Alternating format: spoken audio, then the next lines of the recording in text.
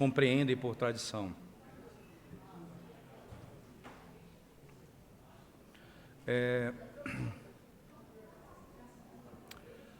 Alguns textos básicos das Escrituras que eles se fundamentam para defender esse tipo de argumento, os textos são os seguintes. 2 Tessalonicenses 2,15, João capítulo 20, verso 30 e João capítulo 21, verso 25. São esses basicamente os três textos das Escrituras que eles vão tentar se fundamentar para esse propósito, tentar provar que existe uma tradição oral que corre paralelo ao texto sagrado, que tem autoridade igual ao texto sagrado. Então, o texto diz assim, o primeiro: assim, pois, irmãos, permanecei firmes e guardai as tradições que vos foram ensinadas, seja por palavra, seja por epístola nossa.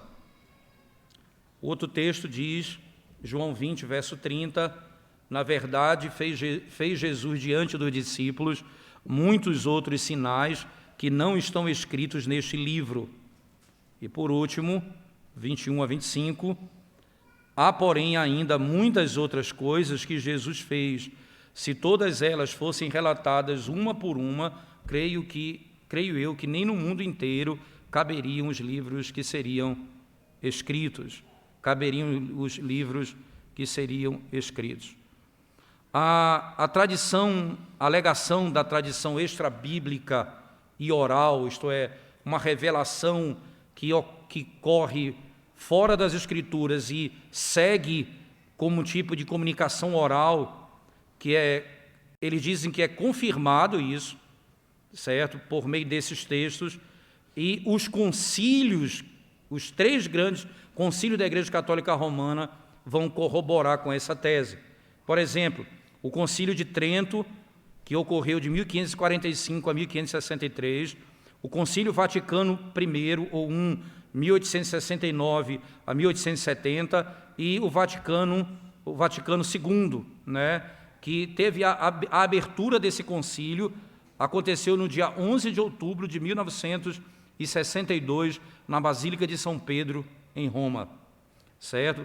Veja, esses três concílios, os grandes, né, eles defendem literalmente esse princípio.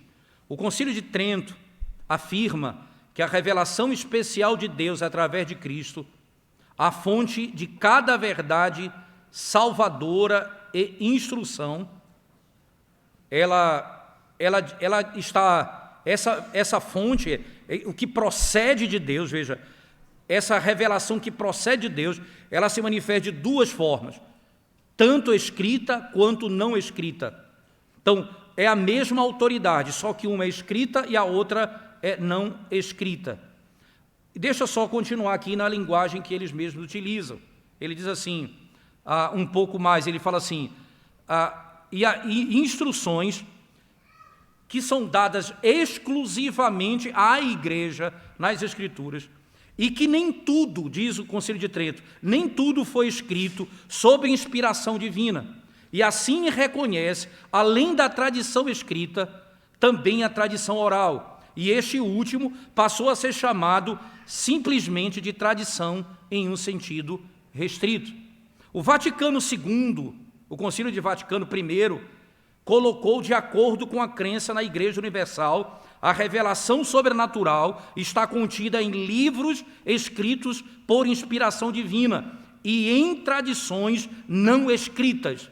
Perceba? Então, você tem dois lugares, tanto a revelação escrita quanto a não escrita. Reconhece, então, duas fontes de revelação: as Escrituras inspiradas e a tradição apostólica divina. É isso, basicamente, que eles defendem. Agora, irmãos, se nós fôssemos adentrar um pouco mais, tendo consciência de que essa é a linguagem utilizada nos concílios, quando você vai ali para um catecismo, eu vou pegar um catecismo da igreja, tá certo? em que ele vai lidar com perguntas e respostas. Esse catecismo, certo, foi escrito por John Hardon, e ele como um católico romano, um grande nome, ele escreve sobre esse princípio em seu chamado Catecismo Popular. Então, descendo aqui ao mais básico do básico, ele tenta trazer tudo isso que está na linguagem dos concílios para o povo. E ele, então, faz a seguinte pergunta: onde encontramos as verdades reveladas por Deus? Pergunta 59 desse catecismo. Onde encontramos as verdades reveladas por Deus? Resposta: encontramos as verdades reveladas por Deus na Sagrada Escritura e na Sagrada Tradição. Então, isso é fundamental para eles. São duas fontes básicas. Aí vem a pergunta: o que é a Sagrada Tradição? A resposta da pergunta 84 do Catecismo de John Hardon. O que é a Sagrada Tradição? Resposta: a Sagrada Tradição é a palavra não escrita de Deus que os profetas e os apóstolos receberam por inspiração do Espírito Santo e sob sua orientação, a Igreja transmitiu ao mundo cristão. Paulo disse aos fiéis: estais, pois, irmãos, firmes e guardai as tradições que ensinamos convosco, seja oralmente ou seja por carta. É engraçado que lá Paulo diz, seja por palavra ou seja por carta. E eles pegam isso, seja oralmente ou seja por carta. 2 Tessalonicenses 2, verso 15. Então, é a palavra não escrita de Deus, que tem origem nos apóstolos, só que não foi registrada. Ela é passada de tradição de tempos em tempos. Há uma continuidade. Vem a outra pergunta do catecismo dele. Como tem sido transmitida a Sagrada Tradição? A Sagrada Tradição, que é a revelação divina em forma oral, foi transmitida pela doutrina, vida e culto da Igreja. Nós vamos chegar lá nos porquês, do porquê que nós discordamos disso tudo. Então, como foi transmitida? Pela doutrina, vida e culto da Igreja. Aí vem ainda, pergunta 89. Por que a Sagrada Tradição tem igual autoridade que a Bíblia? Preste atenção. Por que a Sagrada Tradição tem igual autoridade com a Bíblia? Resposta: a Bíblia e a Sagrada Tradição têm igual autoridade porque são igualmente a palavra de Deus. Ambos derivam da visão inspirada dos antigos profetas e especialmente da infinita sabedoria do Deus encarnado que deu aos apóstolos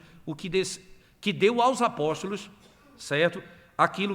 O que desceu à terra para ensinar, por meio deles, a toda a humanidade.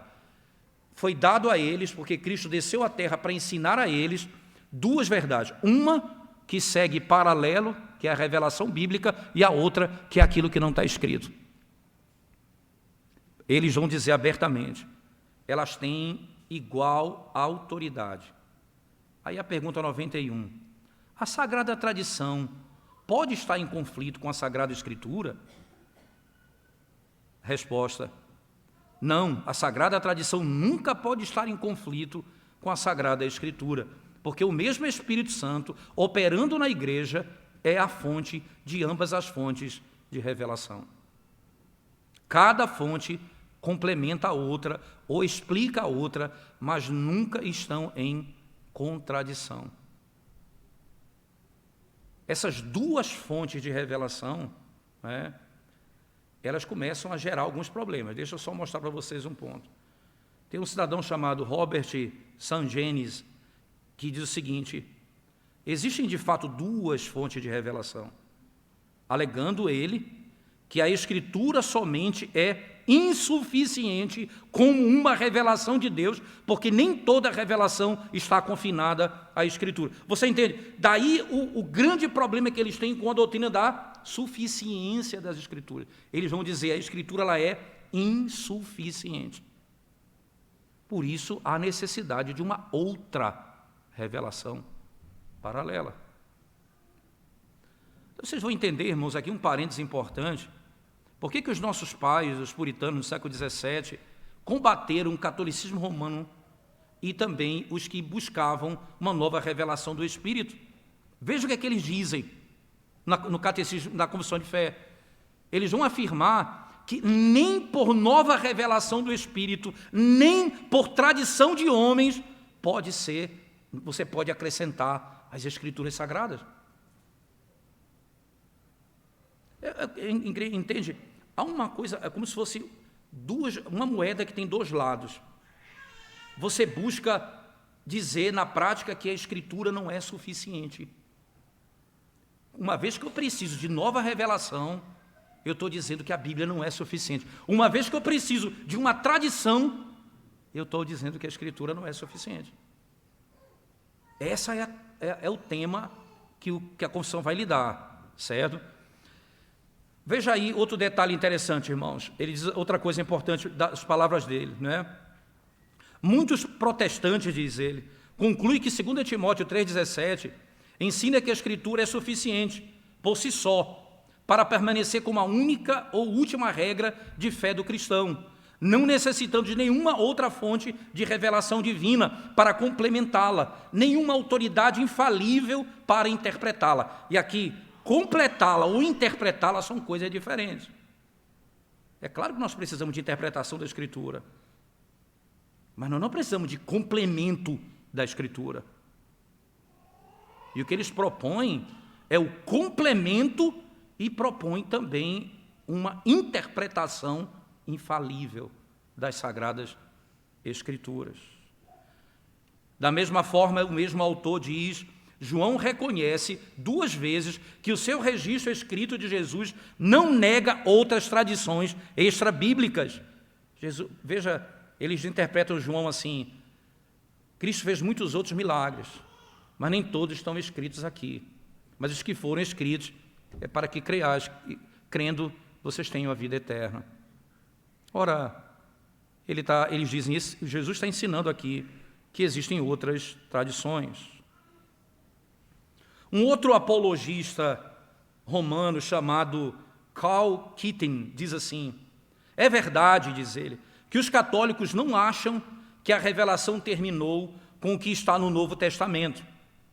Eles acreditam, porém, que terminou com a morte do último apóstolo. A parte de revelação que não foi escrita, a parte que está fora do Novo Testamento, e é o ensino oral, que é a base da tradição, essa parte da revelação, os católicos também aceitam. Os católicos também aceitam. Keating continua, que parte da revelação está contida nas Escrituras. Entenda, parte da revelação está nas Escrituras e parte na tradição oral. Entenda que o termo utilizado em latim é partim, que é parte a parte.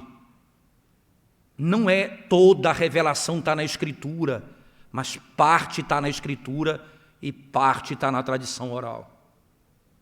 Parte está na Bíblia e parte não está na Bíblia. Este ensinamento também é adotado por muitos outros estudiosos.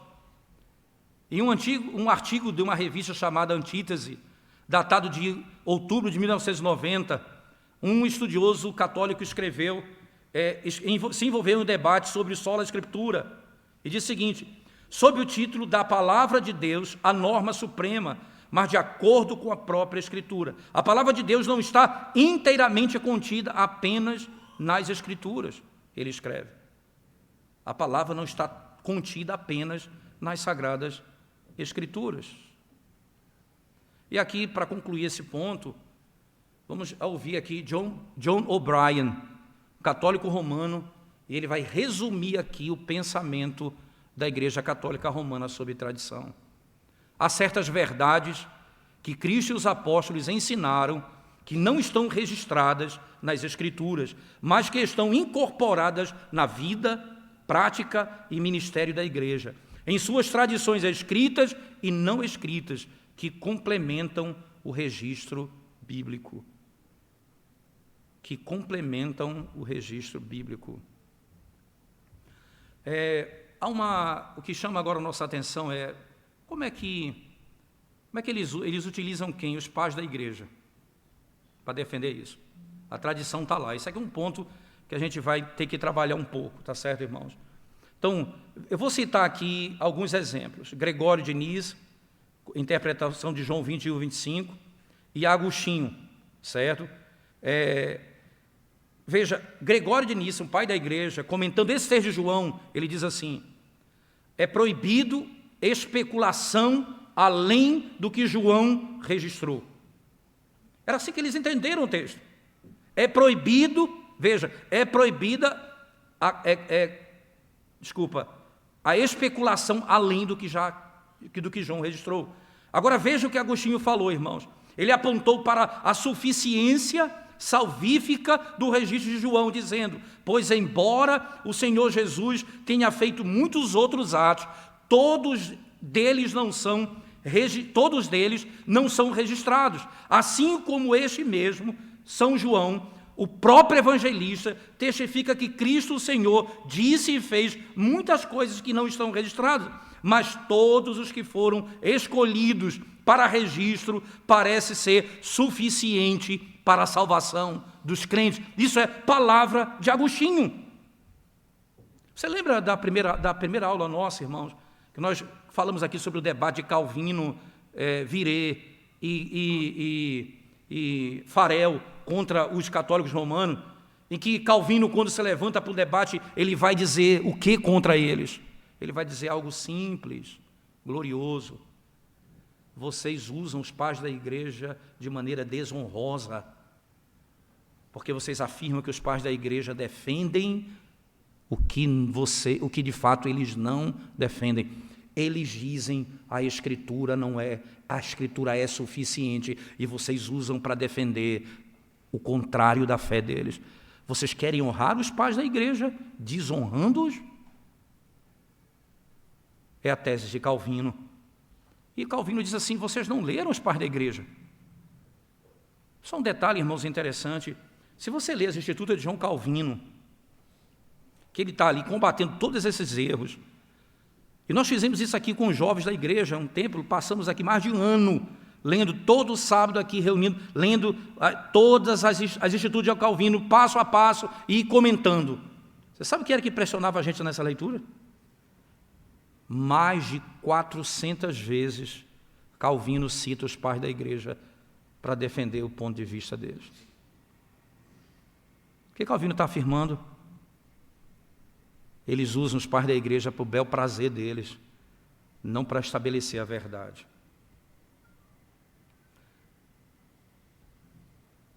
Quando João se calou acerca do texto, qual de nós poderia dizer: é isto ou aquilo? Ou se ele se aventurar a dizê-lo, como provará? Pois quem poderia manifestar tal vaidade ou imprudência, como ao dizer o que quisesse a quem quisesse, mesmo sendo verdadeiro, afirmar sem nenhuma autoridade divina que era exatamente isso que o Senhor, naquela ocasião, se recusou a fazer? Qual de nós poderia fazer tal coisa sem incorrer na mais severa acusação de imprudência, algo que não recebe a aprovação da autoridade profética ou apostólica? Pois certamente, se tivéssemos lido tal coisa nos livros confirmados pela autoridade canônica, que foram escritos após a ascensão de nosso Senhor, não teria sido suficiente ter lido tal declaração, se também não tivéssemos lido no mesmo lugar que isso foi, na verdade, uma daquelas coisas que o Senhor não tivesse disposto a dizer a seus discípulos, porque eles eram incapazes de suportá-las. Ele está dizendo: quem é que tem autoridade para dizer que Jesus está querendo falar aqui de uma tradição e estabelecer uma tradição à parte, fora das Escrituras? Deixa eu citar aqui Crisóstomo, irmãos. Apesar do testemunho patrístico em contrário, Crisóstomo ele diz abertamente, tanto no comentário de João 20, verso 30, quanto no comentário de João 21, 25, que essas verdades, essas revelações extrabíblicas, elas não eram e não são necessárias para completar os feitos e ditos de Cristo nas Sagradas Escrituras. os próprios pais da igreja aventuram a dizer isso. Mas aqui vem uma pergunta, talvez que seja a mais interessante de todas até aqui. Qual o problema, então, com a tradição oral? Primeiro, como os católicos defendem, primeiro é que a tradição oral, nesse caso, ela passa a ser uma fonte igual às Escrituras, certo? Então, tanto de revelação quanto de interpretação. Então, como é que se debateu esse assunto naquela época e hoje? Como é que os estudiosos debatem esse assunto hoje e naquela época? Com uma pergunta infalível. Mostre, historicamente, que esses atos de vocês, eles retornam até os pais da igreja e a era dos apóstolos. Era uma pergunta simples. Mostrem que essa prática de vocês aqui, você pode traçá-la até o período dos apóstolos. Como pode? O autor dessa obra diz assim: as reivindicações católicas romanas sobre a tradição oral são as reivindicações são espúrias. E eu vou dizer as razões que ele dá. A Igreja de Roma afirma que ela possui uma tradição oral extra-bíblica autoritativa, originada dos próprios apóstolos. No entanto, diz o autor, embora declarada repetidamente em documentos católicos romanos, Concílio de Trento, Vaticano I, Vaticano II, essa teoria é uma afirmação sem fundamento e nada mais do que isso. Nenhum apologista, continua o autor, romano jamais foi capaz de definir ou produzir o conteúdo doutrinário dessa tradição oral. Tudo o que é afirmado é que existe um conteúdo para essas tradições, mas a incapacidade de estabelecer uma ligação histórica e objetiva para essas tradições, rastreável até os apóstolos, prova a natureza espúria de tais afirmações. Não há como fazer traçar isso historicamente, não há como fazer isso. Um romanista chamado Yves Conga escreve sobre o Concílio de Trento, dizendo assim: quando confrontado, ele está falando do Concílio de Trento, veja bem, quando confrontado com essa questão, que questão? Mostre-nos os arquivos dessa tradição, mostre-nos que isso que vocês estão defendendo tem origem nos apóstolos.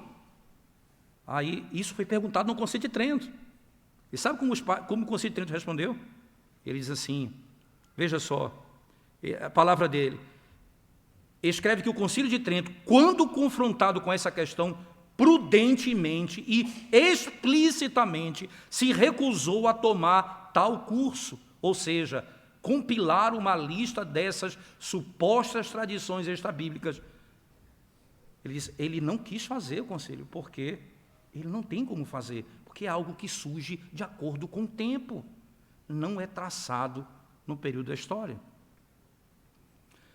Em tempos mais modernos, os defensores dos desenvolvimentos posteriores da doutrina católica romana, às vezes falam como se a tradição da igreja significasse uma tradição oral, não escrita, que havia sido preservada na igreja desde os primeiros tempos, quando desafiados a produzir evidências dessa tradição durante os primeiros séculos, eles, obviamente, não conseguem fazê-lo.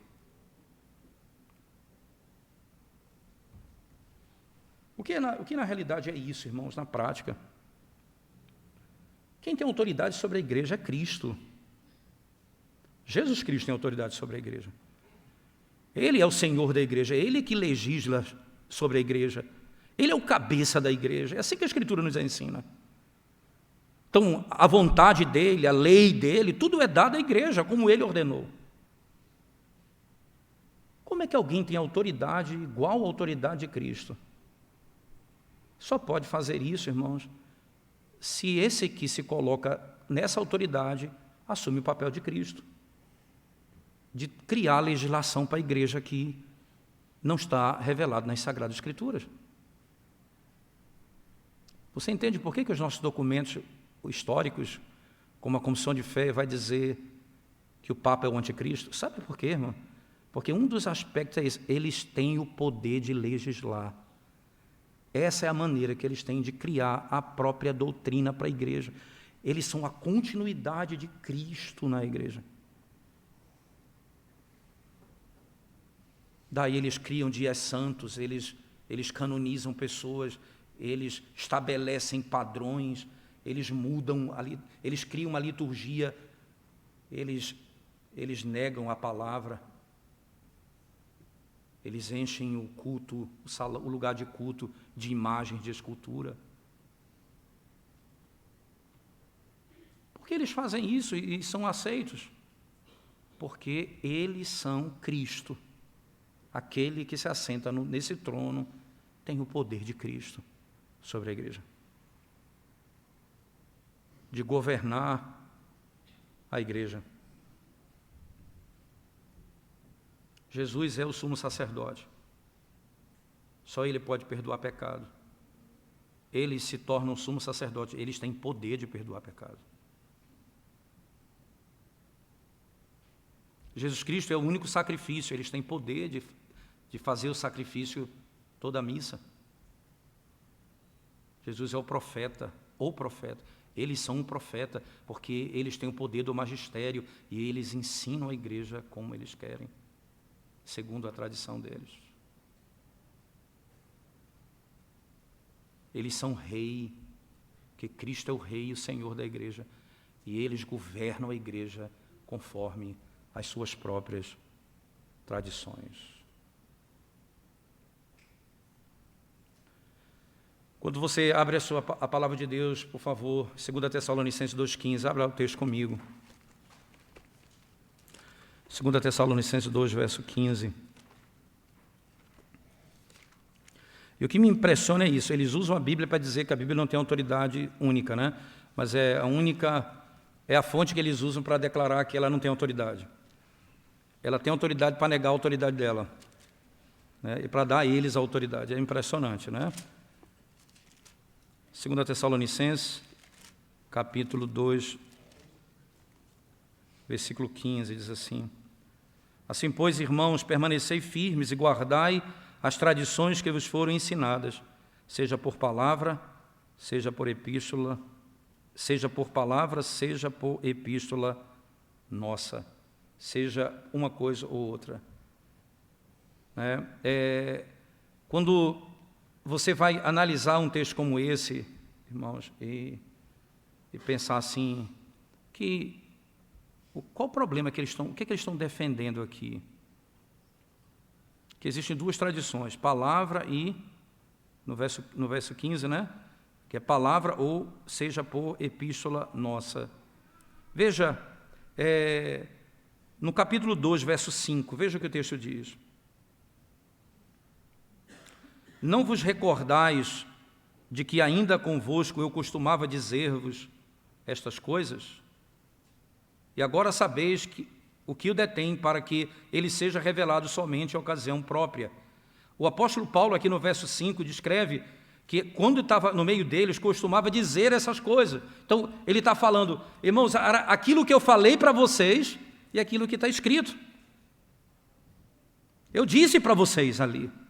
Agora, o que ele vai dizer não pode contradizer as Escrituras Sagradas. Qual o problema de defender as tradições orais e extrabíblicas como autoritativa, assim como a Escritura Sagrada? Qual o problema? Primeiro, eles defendem uma regra que não pode ser identificada objetivamente, porque não existem tradições paulinas extrabíblicas existentes. Não há uma tradição paulina que você possa ir atrás dela. Se essas tradições extrabíblicas foram preservadas, então deve ser uma tarefa simples identificá-las. Eles não estão dizendo que estão seguindo uma tradição paulina, então é fácil identificá-la. Então, façam-nos o favor de rastrear isso até os apóstolos, e nós vamos confiar em vocês. Segundo ponto, se essas tradições não podem ser identificadas e definidas, eles não têm nenhuma ideia se eles estão observando a regra pelo qual eles estão argumentando. Eles, na realidade, não sabem nem que caminho estão seguindo. Terceiro, Se eles pressupõem, sem garantia, que a instrução oral de Paulo diferia em substância do que é preservado em suas epístolas, esse tipo de argumento é como aquele usado por Maniqueu, de quem Agostinho disse que ele confunde os inexperientes ao promover primeiro o conhecimento de certa verdade e então exigindo fé em coisas duvidosas. Maniqueu dizia isso, olha, o que está escrito é verdade, mas agora creia naquilo que é duvidoso. É estranho o argumento deles. Eles pedem garantia. Lendo as Institutas, você vai encontrar Calvino dizendo isso, irmão da Instituta. A fé implícita. A fé implícita. O que é isso? Fé implícita. Não importa o que a igreja diga, se ela diz, eu tenho de crer. Eu creio na autoridade dela, não importa. Calvino disse, eles vão requerer de nós uma fé implícita, isto é, confia na verdade e crê na dúvida. Crê no texto e fica seguro na dúvida, porque a igreja está indo muito bem. Você vai encontrar na Reforma isso tão claramente combatido, irmãos, nos nossos documentos, com tanta certeza. Como os nossos pais diziam abertamente, a igreja falha. A fonte, sabe qual é a autoridade? Sabe qual é o poder das Escrituras? Sabe que a autoridade da Escritura é porque ela é inspirada por Deus, não porque ela está debaixo da autoridade da igreja. É da natureza da Escritura. Toda Escritura é inspirada por Deus. Quem tem autoridade é Deus, não é a igreja. A igreja, nós vamos ver, se não esse domingo, no próximo, se Deus nos permitir, a exposição de Timóteo, que fala que nós somos o baluarte da verdade. Nós não somos a verdade, nós defendemos a verdade como revelada nas Sagradas Escrituras. E esses exemplos aqui que nós colocamos, esses 3 pontos, mostram, irmãos, para nós encerrarmos, o ponto de discórdia protestante, né? Esses são os pontos. Como algo não identificado e não identificável pode se tornar obrigatório para o seguidor de Jesus Cristo? Como algo, vou repetir, como algo não identificado e não identificável pode se tornar obrigatório para o seguidor de Jesus Cristo? A resposta é óbvia. Isso não pode ser feito. Ao contrário da maioria dos apologistas romanos, esse Yves Conga tenta apoiar suas reivindicações de tradições não escritas com exemplos. Ele cita como evidência o testemunho de Basílio, de Crisóstomo e de João Damasceno, sob o título Exemplos de Tradições Apostólicas nas Escrituras, ou não escrita, melhor dizendo. Ele escreve assim: não há dúvida que existem tradições apostólicas não escritas. Evidências foram fornecidas muitas vezes por apologistas católicos das próprias testemunhas do Novo Testamento, e os pais também frequentemente se referiam a esse texto, mas talvez seja interessante tentar compilar uma lista de exemplos que foram transmitidos. Ele diz, olha, vamos tentar compilar essas listas. E esta não é uma tentativa de fazer um inventário, mas simplesmente o resultado de algumas anotações feitas durante a leitura. Em princípio, a pesquisa nesse sentido deve ser possível. Eu gostaria de vê-lo feito um dia, mas não creio que faria diferença significativa para os resultados desta investigação precipitada, cujos resultados são modestos, mas me parecem bastante significativos. Ele está dizendo, olha, o que eu consegui até agora é bem modesto, mas muito significativo. Eu peguei um ponto ou outro e consegui encontrar. Não tem como fazer tudo, mas já é bom. Aí de novo, irmãos, ele vai e recorre ao Concílio de Trento. Ele diz assim, é duvidoso que algum exemplo notável de tradição apostólica não escrita tenha sido deixado de fora desta lista, mas devemos lembrar que o Concílio de Trento prudentemente se recusou a apresentar uma lista por causa da tentação de considerá-la exaustiva. Como nós sentamos no lugar de Cristo, nós vamos criando regras. A gente não pode apresentar uma lista, porque essa lista aqui, não conhecida, é a fonte das muitas mutações que você vai encontrar no período da história. Observe, então, em primeiro lugar, que isso não pode se referir a uma interpretação das Escrituras, porque ele diz que essas tradições estão sem apoio bíblico. Que coisa! O argumento dele é: o que eu estou levantando aqui é o que não tem apoio bíblico, então é muito bom. Primeira coisa, não posso levar a sério. Segundo, ele quer atribuir um valor representativo à sua lista de exemplos, ao mesmo tempo em que levanta dúvidas sobre se ele deixou de fora algum exemplo notável. Terceiro, ele nos lembra que Trento recusou prudentemente qualquer lista por causa da tentação de considerá-la como exaustiva. Se a revelação dessas tradições apostólicas não escritas é de natureza pública e obrigatória para a consciência de todos os cristãos, por que não trazê-la avante? Por que não trazê-la à baila? Por que não trazê-la adiante? Se isso, irmãos, isso é o que fere a consciência dos católicos romanos, como que você vai ferir a consciência deles e eles não sabem? Por que reter esta lista de tradições orais não identificadas e exigir que os crentes sigam a lista?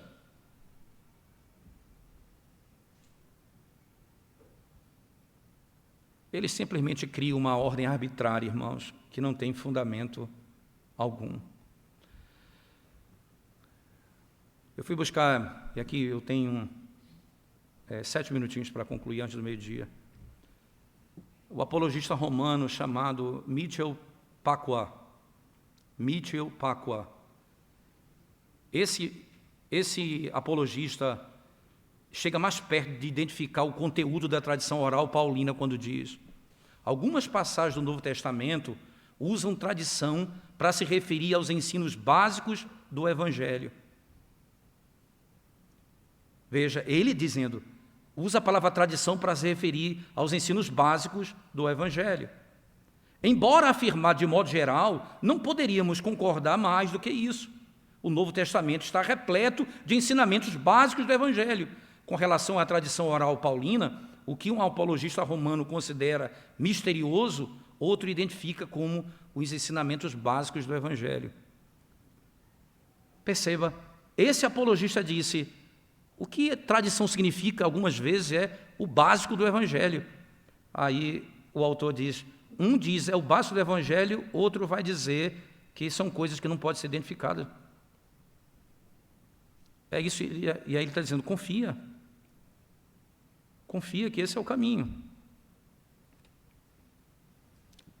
A consciência daqueles que estão ali, irmãos, são claramente percebidas. Veja, em 2 Tessalonicenses 2,15, Paulo está simplesmente vinculando as consciências dos tessalonicenses ao conteúdo de sua instrução, independentemente do modo pelo qual ela foi entregue. Não há razão para acreditar que esse texto justifique qualquer diferença essencial entre o conteúdo do que Paulo ensinou oralmente ou por epístola. É interessante, veja, uma coisa é o que Paulo está falando à igreja, outra coisa é o que ele escreve à igreja. É a mesma coisa, o que ele fala e o que ele escreve. Ele ensinou a igreja por palavra e por escrita. Ele não está dizendo que são coisas opostas. Ele está dizendo o meio pelo qual ele instruiu a igreja. É interessante que o próprio Jesus nunca usou o termo tradição para definir uma fonte reveladora, ininterrupta, a ser buscada, como ele fez com respeito às Escrituras. Mas nesta epístola, Paulo indica a natureza de suas proclamações orais. Ele os identifica com a própria substância dos seus escritos, conforme expresso no versículo 5, como lemos. Você não se lembra que quando eu ainda estava convosco, eu lhe disse essas coisas? Ele diz, olha, foi o que eu falei para vocês, tanto oralmente quanto escrito. Ele não está dizendo aqui uma outra fonte de revelação. E o que nós temos em mente aqui, irmãos, para concluirmos esse tópico é a citação das passagens de João, de Tessalonicenses, né? mostram claramente que eles vão se valer de textos completamente que não tratam do tema para fundamentar uma prática que vai levar a igreja à completa distorção. Por que eles não podem apontar exemplos concretos da tradição apostólica? Se o que está escrito é o que foi preservado dessa verdade, por que uma outra verdade não foi preservada? O que é suficiente para a nossa salvação e vida? Tudo o que está escrito nas Sagradas Escrituras. Tudo o que está escrito nas Sagradas Escrituras. Os nossos pais afirmam isso com tanta clareza, irmãos, com tanta clareza. Que aquela verdade revelada do Antigo e Novo Testamento, elas são suficientes, tanto no que diz respeito à matéria da salvação, como a matéria de vida. Lembra da pergunta do breve catecismo, quando ele descreve ali o que principalmente ensina as Sagradas Escrituras, a terceira pergunta, a resposta é: principalmente a Escritura nos ensina o que devemos crer acerca de Deus e o que Ele requer de nós. Tudo o que é necessário para a minha salvação e obediência estão ali revelados. No decorrer dos estudos, nós vamos ver na prática, irmãos, como que essas tradições corromperam a Escritura, como que essas tradições se opõem frontalmente às Escrituras. Não é parte a parte, não, é uma tradição acima da outra. Deixa eu encerrar contando uma historinha para vocês que acho que eu já até contei, mas vou contar de novo, só de raiva, como diz um amigo meu. A Eudália, ela era enfermeira, estava fazendo curso de enfermagem, ainda não tinha se formado, estava próximo da conclusão. E entre essas campanhas de vacinação, ela foi chamada para fazer a campanha num local que era um lugar de catequese católica.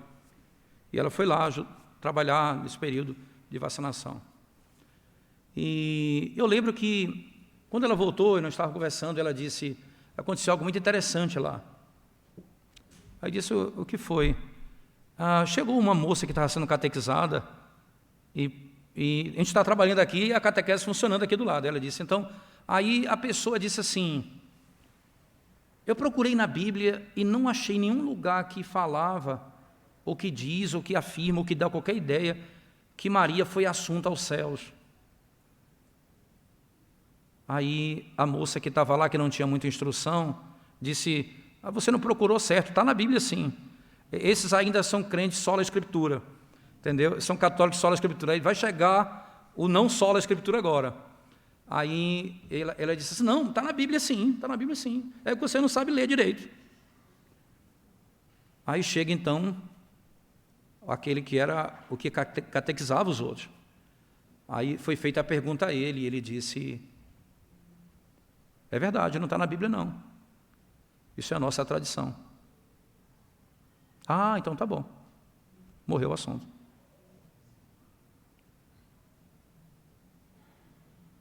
De onde vem essa tradição? Onde os apóstolos afirmaram isso? Em que lugar da história isso está registrado?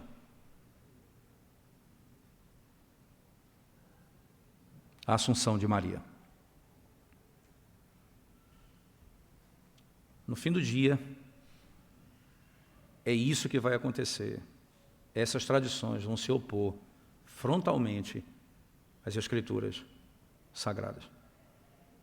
Na próxima semana, no próximo domingo, se Deus nos permitir, nós vamos trabalhar o que o protestantismo crê por sola Escritura. Então, nós vamos tratar desse tema, vendo o que é que nós, como protestantes, pensamos sobre essa doutrina, tá certo? Hoje nós analisamos um pouco o que a Igreja Católica Romana pensa sobre a tradição oral. E na próxima semana nós vamos ver o que os protestantes pensam sobre o sola Escritura e também a tradição oral por tabela. vamos falar sobre isso, ok? Vamos orar ao Senhor e vamos nos despedir. Obrigado, Senhor, pela bênção de podermos estudar a Tua Palavra e sermos instruídos na verdade. Obrigado pelo privilégio precioso de podermos cultuar ao Senhor e ainda termos esse tempo de estudo e de compreensão das Escrituras. Tudo isso pedimos, ó Deus, usa para a glória do Teu nome, não apenas para conhecermos meramente as verdades, mas para aprendermos a amá-la, amar a verdade verdadeiramente. Para vivermos segundo o que cremos, ó Deus, e não sermos tragados pelos constantes ataques de Satanás. Em nome de Jesus nós suplicamos.